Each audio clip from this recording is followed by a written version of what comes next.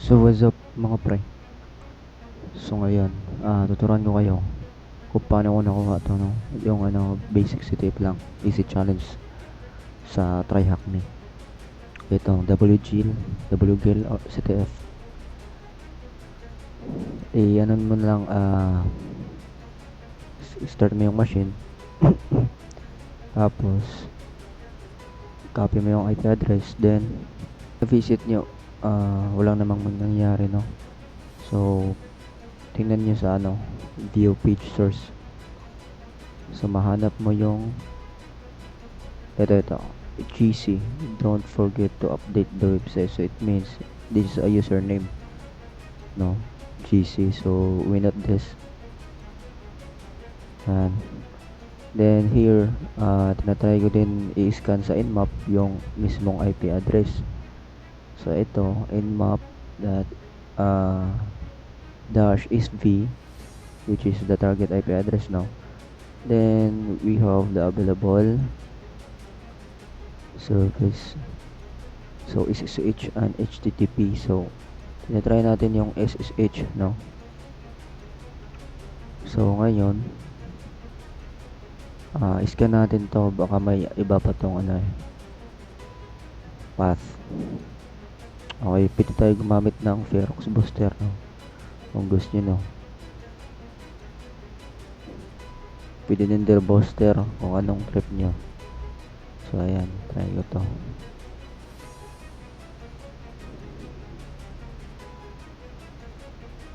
So ngayon, may nakita tayong ang tawag dito, path, no? Which is sitemap, no? Sitemap. Okay, sitemap. So ngayon, dito naman sa sitemap, no? Click natin yung works, naka HTML sila. Tingnan natin kung may so yun, gagawin tayo ng FAF. So FAF, ito yung U parameter. So which is ito yung target natin, sitemap. Lagyan lang natin sa dulo ng fuzz, which is format niya ng FAF. Then the W is a wordless. So syempre wordless path natin. Enter natin. So may nakita tayong SSH, so which is nakita natin dito. Ito. So yan.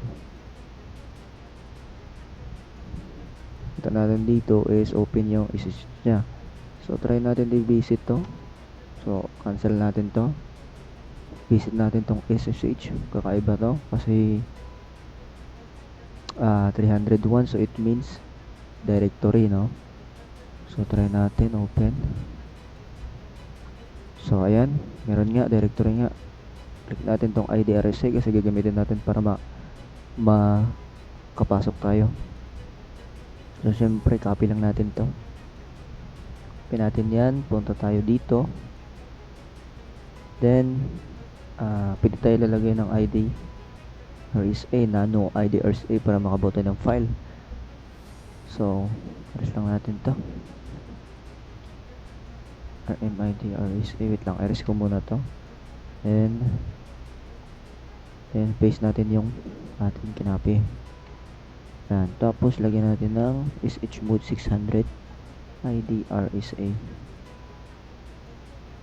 para mana natin. So ngayon, keep note sa ating username na nakita kanina.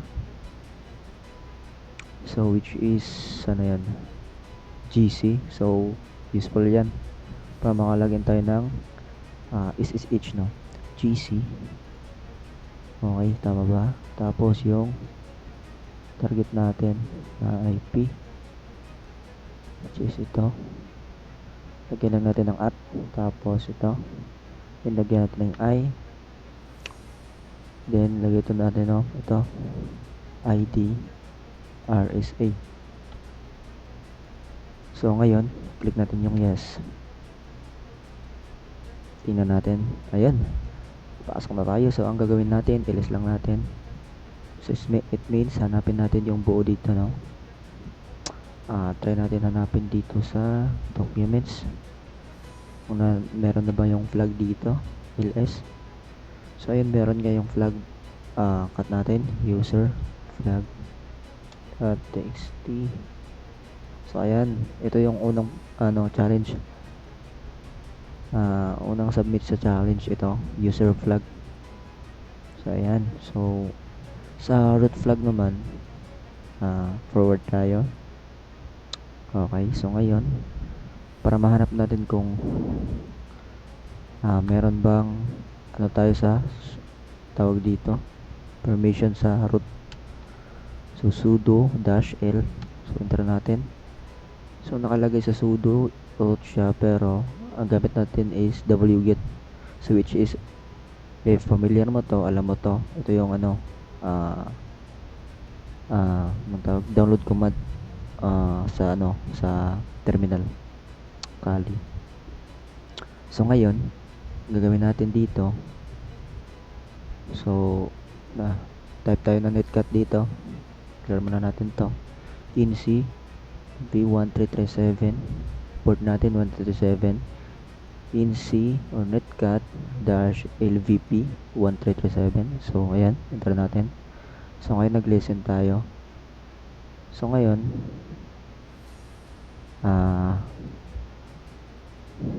gamit tayo ng wget or wget, no? So post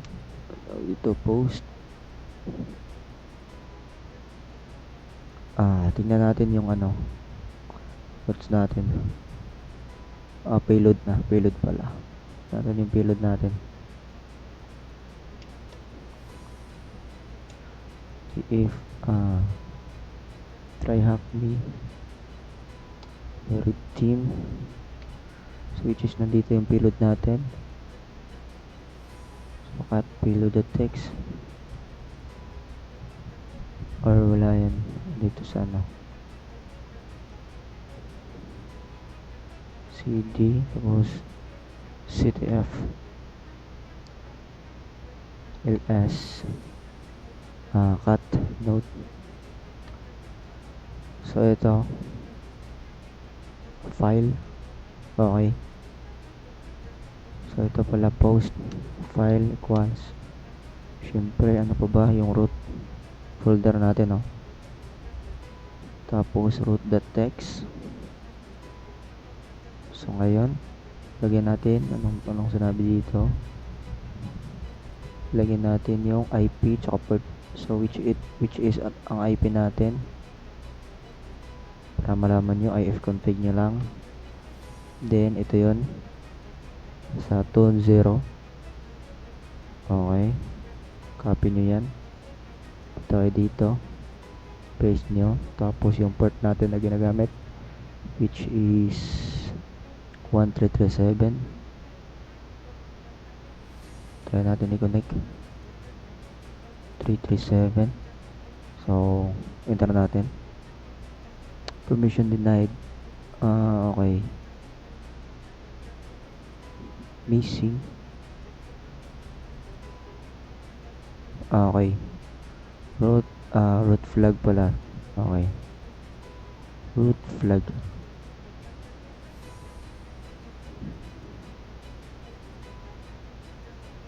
Yan natin sa notes na.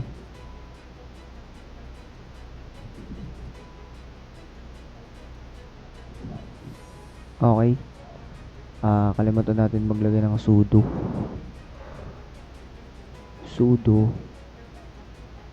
Okay, so sudo, enter natin. So ayan, so syempre yung netcat natin, tingnan natin.